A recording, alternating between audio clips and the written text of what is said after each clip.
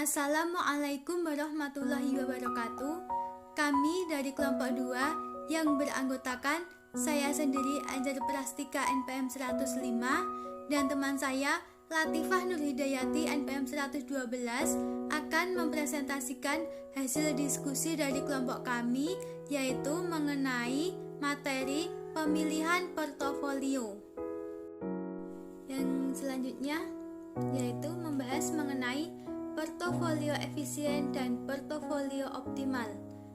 Portofolio efisien itu merupakan portofolio dengan return tertinggi pada risiko tertentu atau portofolio dengan risiko terendah pada return tertentu.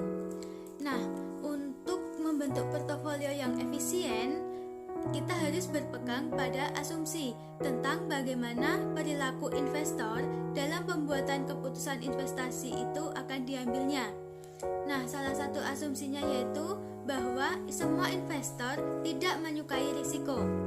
Misalnya, jika investor dihadapkan pada dua pilihan investasi yang akan menawarkan return yang sama tetapi risiko yang berbeda, maka investor akan cenderung memilih risiko yang lebih rendah.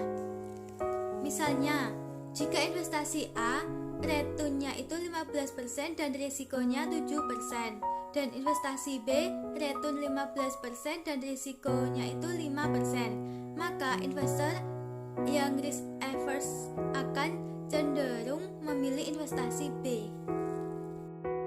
Sedangkan portofolio optimal itu merupakan portofolio yang dipilih sesuai preferensi investor dari himpunan set efisien portofolio. Tentunya, portofolio yang dipilih adalah portofolio yang sesuai dengan preferensi investor yang bersangkutan terhadap return maupun terhadap risiko yang bersedia ditanggungnya. Yang selanjutnya yaitu mengenai fungsi utilitas dan kurva indiferen. Yang pertama yaitu fungsi utilitas. Fungsi utilitas itu merupakan fungsi matematis yang menunjukkan nilai dari semua alternatif pilihan yang ada. Sehingga semakin tinggi nilai suatu alternatif pilihan, semakin tinggi utilitas alternatif tersebut. Maka, fungsi utilitas ini menunjukkan preferensi seorang investor terhadap berbagai pilihan investasi dengan masing-masing risiko dan tingkat return harapan.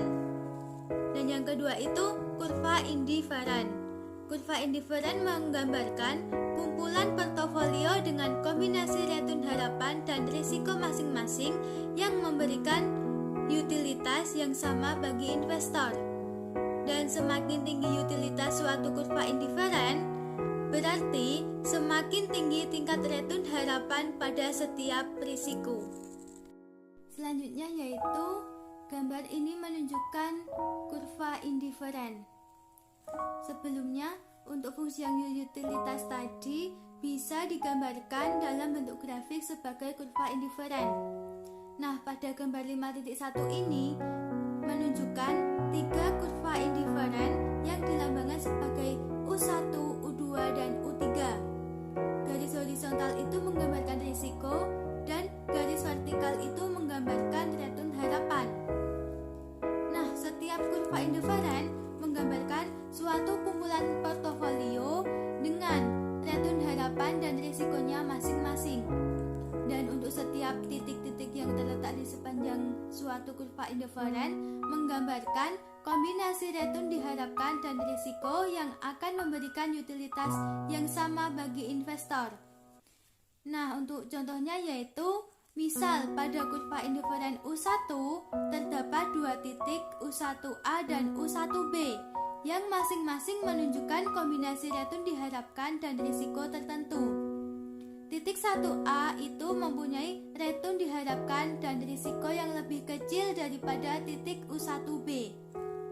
Jadi, seorang investor itu akan mempunyai preferensi yang sama terhadap setiap titik dalam suatu kurva indiferen. Karena titik-titik dalam kurva indiferen tersebut menunjukkan seberapa besar tingkat risk averse seorang investor. Nah, pada gambar 5.1 ini juga sudah terlihat bahwa semakin jauh suatu kurva kurva indiferen dari sumbu horizontal, semakin tinggi utilitasnya bagi seorang investor. Dan semakin tinggi utilitas suatu kurva indiferen, berarti semakin tinggi tingkat return harapan pada setiap tingkat risiko. Nah, dalam grafik tersebut sudah terlihat bahwa kurva indiferen U3 mempunyai utilitas yang paling tinggi dibanding dua kurva lainnya. Selanjutnya yaitu aset beresiko dan aset bebas risiko. Nah, pada berinvestasi itu, investor bisa memilih menginvestasikan dananya itu pada berbagai aset, baik aset yang beresiko maupun aset yang bebas risiko. Nah, pada pilihan investor tersebut atas aset-asetnya akan tergantung dari sejauh mana preferensi investor terhadap resiko. Jadi, kalau investor itu semakin enggan terhadap resikonya, maka pilihan investasinya itu akan cenderung memilih pada aset yang bebas risiko. Nah, sebelumnya pengertian aset beresiko itu merupakan aset-aset yang tingkat return aktualnya di masa depan masih mengandung ketidakpastian. Jadi, tingkat returnnya itu tuh belum jelas. Contohnya adalah saham. Dan misalnya, hari ini investor membeli saham PT Gudang Garam dan akan tetap memegangnya untuk jangka waktu 1 tahun ke depan. Pada saat investor membeli saham, tidak tahu berapa return aktual yang akan diperolehnya 1 tahun lagi, karena return yang akan diperoleh sangat tergantung dari harga saham PT Gudang Garam 1 tahun mendatang. Sedangkan aset bebas risiko itu merupakan aset yang tingkat returnnya di masa depan sudah bisa dipastikan pada saat ini dan ditunjukkan oleh varians return yang sama dengan 0. Jadi, pada aset bebas risiko itu tingkat returnnya sudah dipastikan pada saat ini. Dan salah satu contoh aset bebas risiko itu adalah obligasi jangka pendek yang diterbitkan pemerintah. Misalnya, investor membeli SBI yang diterbitkan oleh Bank Indonesia berjangka waktu 3 bulan dengan tingkat bunga 15%. Maka dapat dipastikan bahwa pada SBI tersebut akan jatuh tempo, investor akan memperoleh return 15%. Yang selanjutnya yaitu mengenai model portofolio Markowitz. Nah, pada pendekatan Markowitz ini dapat mengatasi kelemahan diversifikasi secara naif. Karena dengan menggunakan model Markowitz ini, investor bisa memanfaatkan semua informasi yang tersedia sebagai dasar pembentukan portofolio yang optimal. Meskipun demikian, teori portofolio masih merupakan teori normatif yang menekankan pada bagaimana seharusnya investor melakukan diversifikasi secara optimal. Teori portofolio dengan model Markowitz ini didasari oleh 3 asumsi. Yang pertama, periode investasi. Yang kedua, tidak ada biaya transaksi. Dan yang ketiga itu, preferensi investasi hanya berdasar pada return harapan dan risiko.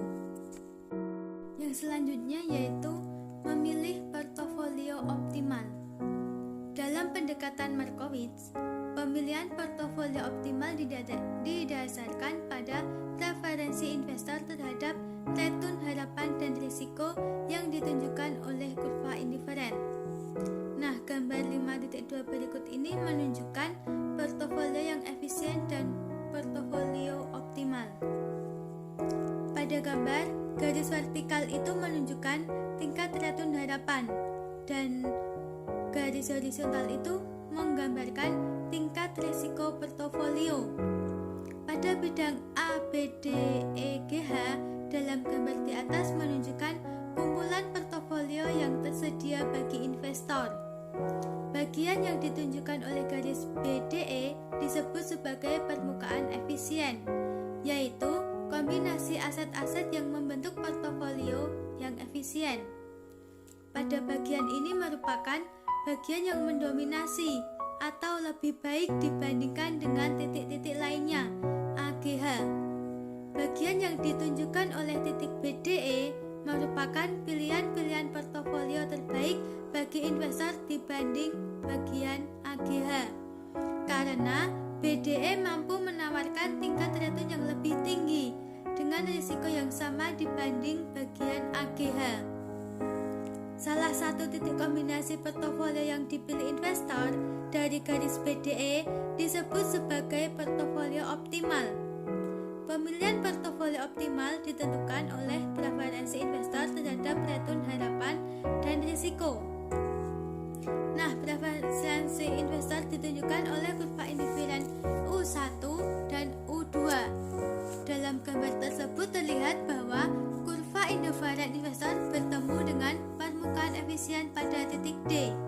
Artinya, portofolio optimal bagi investor tersebut adalah portofolio pada titik D, karena portofolio titik D itu menawarkan return harapan dan risiko yang sesuai dengan preferensi investor tersebut. Yang selanjutnya, model portofolio Markowitz merupakan kontribusi penting dari Markowitz yang sangat berguna bagi investor untuk memahami bagaimana seharusnya melakukan diversifikasi secara optimal. Ada 3 hal yang perlu diperhatikan dari model Markowitz. Yang pertama yaitu semua titik-titik portofolio yang ada dalam permukaan efisien mempunyai kedudukan yang sama antara satu dengan yang lainnya. Artinya, tidak ada titik-titik portofolio di sepanjang garis permukaan efisien yang mendominasi titik portofolio lainnya yang sama-sama pada garis permukaan efisien. Dan yang kedua, model Markowitz tidak memasukkan isu bahwa investor boleh meminjam dana untuk membiayai investasi portofolio pada aset yang beresiko. Model Markowitz juga belum memperhitungkan kemungkinan investor untuk melakukan investasi pada aset bebas risiko. Dan yang ketiga, dalam kenyataannya, investor yang berbeda-beda akan mengestimasi input yang berbeda pula ke dalam model Markowitz, sehingga garis permukaan efisien yang dihasilkan juga berbeda-beda bagi masing-masing investor. Selanjutnya, saya Latifah Nur Hidayati, NPM 112 akan menjelaskan slide selanjutnya, yaitu mengenai memilih kelas aset yang optimal. Nah, di sini ada 3 cara, yaitu pembuatan keputusan alokasi aset. Itu yang pertama. Terus yang kedua itu penentuan porsi dana yang akan diinvestasikan pada masing-masing kelas aset. Nah, keputusan ini tuh menyangkut pemilihan kelas aset yang akan dijadikan sebagai pilihan investasi dan juga beberapa bagian itu dari keseluruhan dana yang dimiliki oleh investor yang akan diinvestasikan pada kelas tersebut. Bagian dari dana yang diinvestasikan pada setiap kelas itu sebagai porsi dana atau bobot dana. Nah, masing-masing bobot dana itu berkisaran dari 0% sampai 100%. Terus cara yang ketiga itu ada pemilihan aset dari setiap kelas aset yang telah dipilih. Selanjutnya saya akan menjelaskan slide berikut ini mengenai kelas aset untuk investasi portofolio. Nah, kelas aset itu adalah merupakan pengelompokan aset-aset itu berdasarkan pada jenis-jenis aset tersebut. Nah, pada kelas aset untuk investasi portofolio ini contohnya itu ada di tabel berikut. Ada saham biasa ada juga ekuitas domestik, kapitalisasi besar, kapitalisasi kecil, dan juga ada ekuitas internasional. Nah, itu ada pasar modal negara maju dan juga negara berkembang. Terus selain saham biasa juga ada obligasi, di mana ada obligasi pemerintah, itu dapat ada instrumen pasar uangnya, treasury bills, terus obligasi perusahaan itu instrumen pasar uangnya commercial paper. Nah, untuk contoh obligasi itu ada rating AAA, terus ada rating BAA, obligasi beresiko tinggi, obligasi dengan jaminan, dan juga obligasi internasional. Untuk instrumen pasar uang itu ada treasury bills, terus ada commercial paper, dan juga guaranteed investment contract. Terus ada juga real estate dan juga modal ventura. Selanjutnya saya akan menjelaskan slide berikut, yaitu mengenai mencari efisien frontier, di mana dapat mencari berbagai kemungkinan yang tersedia ketika kita menggabungkan 3 atau lebih aset yang beresiko. Contoh pada efisien frontier. Nah, itu di sini ada contohnya, ada 3 sekuritas sedang dipertimbangkan, yaitu saham AAA, saham BBB, dan juga saham CCC. Di sini terdapat return harapan untuk saham AAA itu sebesar 14%, untuk return harapan pada saham BBB sebesar 8%, dan juga saham CCC return harapannya sebesar 20%. Seorang investor ingin menciptakan sebuah portofolio yang mengandung 3 saham tersebut dengan return harapan portofolionya itu sebesar 15,5%. Nah, pada contoh tersebut, apa kombinasi untuk portofolio itu? Nah, di sini ada keterangannya, tambahannya dengan membuat bobot portofolio untuk saham AAA itu sebesar 0,45, dan juga saham BBB itu ada 0,15, dan saham CCC itu 0,4. Nah, di sini kita mencari return harapan portofolionya dulu dari keterangan contoh tersebut. Itu kita bisa mencari dari bobot portofolio saham AA dikali dengan return harapan saham AAA, dan seterusnya. Itu ada 0,45 dikali 0,14, itu dari 14% ada di contoh. Terus kita tambahkan untuk bobot portofolio di saham BBB dikali dengan return harapan pada saham BBB juga. Itu ada 0,15 dikali dengan 0,08, itu dari 8% saham BBB, ditambah bobot portofolio dari saham CCC itu sebesar 0,4 dikali 0,20, itu dari 20% pada return harapan saham CCC. Kita dapat peroleh yaitu untuk saham AAA itu sebesar 0,063, kita tambahkan saham BBB 0,012, ditambah saham CCC itu 0,08, kita tambahkan, itu hasilnya ada 0,155, itu kita jadikan persen jadi 15,5%. Nah, di sini dari data tersebut investor dapat menghasilkan return portofolionya itu sebesar 15,5%, itu dari contoh dan juga keterangan tambahan di atas. Selanjutnya saya akan menjelaskan terkait berbagai kombinasi yang dapat diciptakan. Nah, di sini berbagai kombinasi yang dapat diciptakan ini masih berkaitan pada slide sebelumnya, yaitu pada saat kita mencari efisien frontier. Nah, di sini kita dapat menciptakan berbagai kombinasi dari kombinasi 1, 2, 3, 4 dan seterusnya. Tapi di sini contohnya itu ada 4 kombinasi, di mana nanti bobot portofolio dari setiap sahamnya itu tidak ada syaratnya, jadi kayak terserah dari perusahaannya sendiri, tetapi tetap menghasilkan return portofolionya, return harapan portofolionya itu tetap sama sebesar 15,5%. Nah, di sini contohnya pada kombinasi 1 itu bobot portofolionya 0,65. Terus bobot portofolio pada saham BBB itu 0,05. Untuk saham CCC bobot portofolionya ada 0,3, sehingga dapat menghasilkan return harapan portofolionya itu sebesar 15,5%. Nah, untuk kombinasi yang kedua itu sesuai atau sama dengan contoh di sebelumnya. Kita contohkan pada kombinasi 2.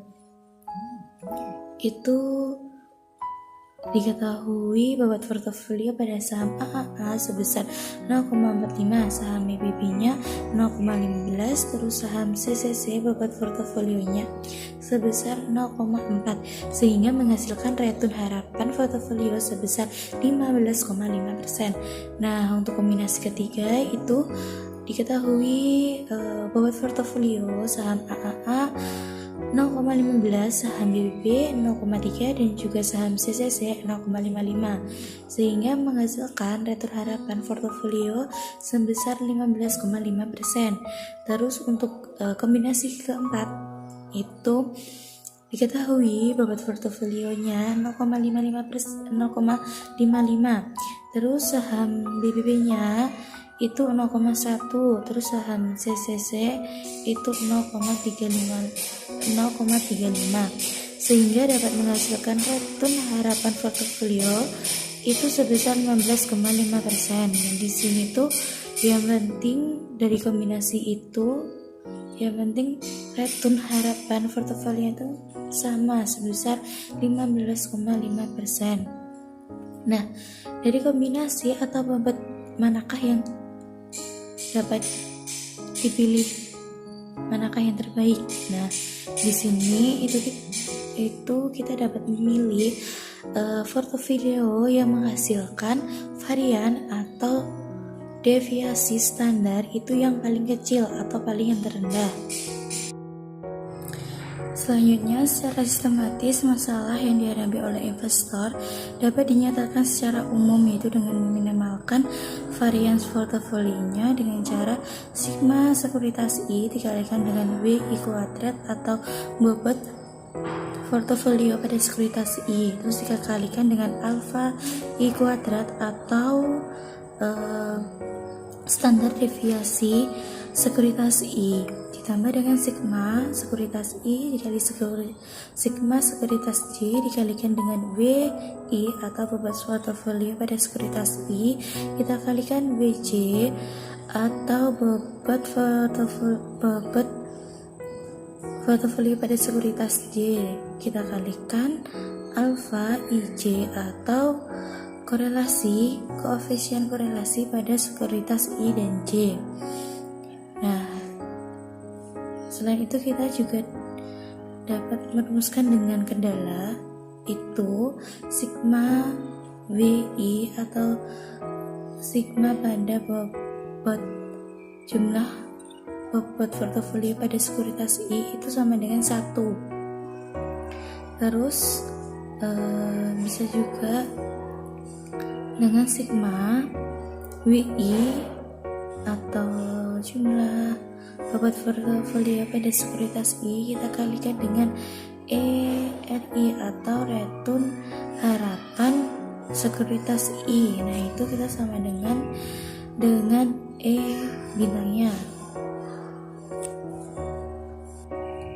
Dan dengan menetapkan masalah tersebut, investor ingin membentuk portofolio yang mengandung M sekuritas dengan tujuan untuk meminimalkan resiko atau variannya. Nah, pada portofolio tersebut harus memenuhi tingkat return harapan yang diinginkan pada sekuritas E bintangnya tadi, dan bobot portofolionya itu harus berjumlah 1 atau 100%. Nah, selanjutnya itu terdapat contoh untuk menyelesaikan sebuah masalah. Nah, ini diperlukan beberapa input seperti return harapan, deviasi standar, dan juga koefisien korelasi. Nah, di sini terdapat contoh untuk return harapan pada saham AAA sebesar 14%, untuk saham BBB itu sebesar 8%, untuk saham CCC itu sebesar 20%. Nah, untuk deviasi standar pada saham AAA sebesar 6%, saham BBB sebesar 3%, dan juga saham CCC sebesar 15%. Nah, di sini ada koefisien korelasi atau kovariannya antara saham AAA dan saham BBB itu 0,5 atau 0,001. Antara AA dan CCC itu 0,2 atau 0,002. Di sini antara BBB dan saham CCC itu adalah 0,4 atau 0,002. Nah, pada contoh tersebut kita dapat meminimalkan. Ini rumusnya ada sama seperti yang ada di slide sebelumnya, yaitu varian atau alfa kuadrat sama dengan 0,6 kuadrat itu dari deviasi standar saham AAA dikalikan dengan bobot portofolio saham AA kuadrat. Terus kita tambahkan 0,03 kuadrat itu dari 3%-nya saham BBB saat deviasi standar. Kita kalikan dengan bobot portofolio saham BBB kuadrat. Kita tambahkan lagi 0,15 itu dari 15% saham CCC saat deviasi standarnya. Dikuadratkan, kita kalikan WCCC itu bobot portofolio saham CCC kuadrat. Kita tambahkan 2 dikali WAA atau 2 dikali bobot portofolio saham AA dikali bobot portofolio saham BBB dikalikan 0,001. Nah, ini dari koefisien korelasi atau kovarian di antara saham AAA dan saham BBB yang 0,001. Terus ditambah 2 dikali W AAA itu 2 dikali bobot portofolio saham AAA dikalikan dengan W CCC itu bobot portofolio saham CCC dikalikan dengan koefisien korelasi dari antara AA dan CCC itu sebesar 0,002. Terus kita tambahkan 2 BBB 2 dikali bobot portofolio saham BBB kita kalikan WCCC bobot portofolio saham CCC kita kalikan 0,002 itu dari antara BBB dan CCC saat koefisien korelasinya sebesar 0,002. Nah, dengan kendala itu rumusnya sama seperti yang slide sebelumnya, yaitu 0,14 itu dari return harapan ya, return harapan dari saham AAA dikali WAA itu bobot portofolio dari saham AAA kita tambahkan 0,08 itu dari 8% saham BBB saat return harapannya dikalikan dengan BBB itu bobot portofolio saham BBB ditambah 0,20 itu dari return harapan 20% nya saham CCC itu 20% kita jadikan 0,20 dikalikan dengan BCCC itu bobot portofolio saham CCC.